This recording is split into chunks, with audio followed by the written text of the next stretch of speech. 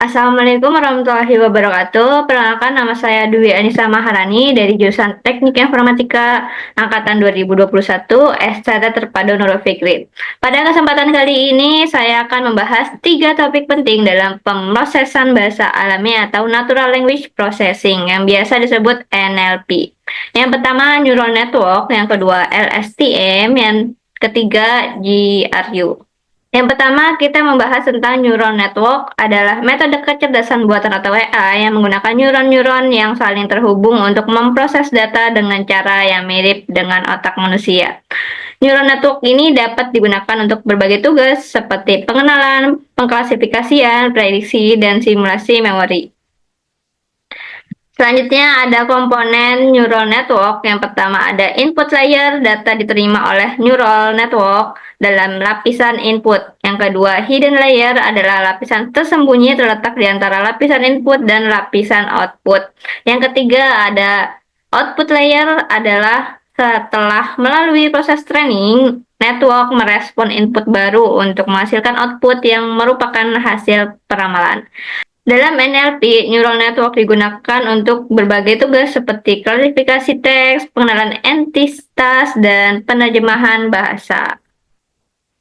Selanjutnya, kita membahas tentang LSTM atau Long Short Term Memory adalah metode deep learning yang dapat memproses data urutan atau rangkaian seperti teks, audio, atau data waktu. LSTM merupakan modifikasi dari RNN dengan menambahkan memori sel untuk menyimpan informasi dalam jangka waktu yang lama. LSTM dapat mengingat informasi dalam jangka waktu yang lebih lama berkat adanya gerbang yang mengontrol aliran informasi.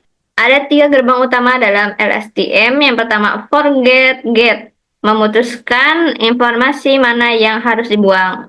Yang kedua, input get, memutuskan informasi mana yang akan disimpan. Yang ketiga, output get, memutuskan informasi mana yang akan digunakan untuk membuat keputusan akhir.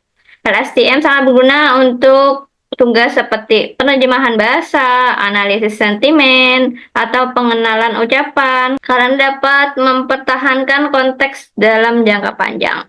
Yang ketiga adalah GRU, Get Requirement Unit, adalah arsitektur yang merupakan turunan dari RNN yang memiliki karakteristik. Yang pertama, GRU menggunakan sistem gerbang seperti LSTM.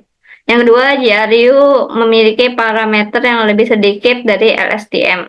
Yang ketiga, GRU cocok untuk data yang sedikit agar tidak terjadi overfitting. Yang keempat, GRU memberikan konvergensi yang lebih cepat. Selanjutnya, GRU memiliki dua gate, yaitu reset gate dan update gate. Reset gate menentukan bagaimana menggabungkan input baru dengan informasi masa lalu. Update gate menentukan berapa banyak informasi masa lalu yang harus tetap disimpan. Karena desain yang lebih sederhana, GRU lebih efisien dalam waktu komputasi dan dapat bekerja lebih cepat tanpa mengorbankan banyak kinerja. GRU lebih sering dipilih dalam aplikasi yang membutuhkan waktu pelatihan yang lebih singkat. Perbandingan LSTM dan GRU. Yang pertama ada kompleksitas. Jadi untuk LSTM lebih kompleks karena memiliki 3 gerbang, sedangkan GRU mempunyai hanya 2 gerbang. Yang kedua ada kecepatan. GRU biasanya lebih cepat dalam pelatihan karena lebih sederhana. Yang ketiga, kemampuan mengingat. LSTM lebih baik dalam mengingat informasi dalam jangka panjang, namun GRU sering memberikan hasil yang hampir sama meskipun lebih sederhana. Jadi pilihannya tergantung pada tugas yang kita hadapi dan seberapa cepat kita membutuhkan model untuk dilatih. Selanjutnya ada aplikasi LSTM dan GRU dalam NLP.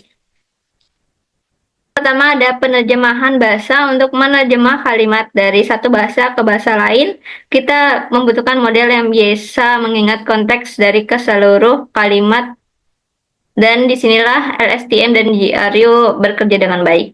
Yang kedua, analisis sentimen. Untuk mengetahui apakah sebuah teks memiliki sentimen positif, negatif, atau netral. Yang ketiga adalah chatbot. Agar chatbot bisa memahami percakapan yang lebih panjang dan memberikan respon yang relevan. Yang keempat, prediksi kata. LSTM dan GRU dapat digunakan untuk memprediksi kata berikutnya dalam sebuah kalimat, seperti yang kita lihat pada aplikasi handphone kita. Jadi, kesimpulannya, neural network adalah model dasar yang digunakan dalam NLP untuk mengenali pola dalam teks. Yang kedua, LSTM adalah tipe khusus dari RNN yang mampu mengingat informasi jangka panjang.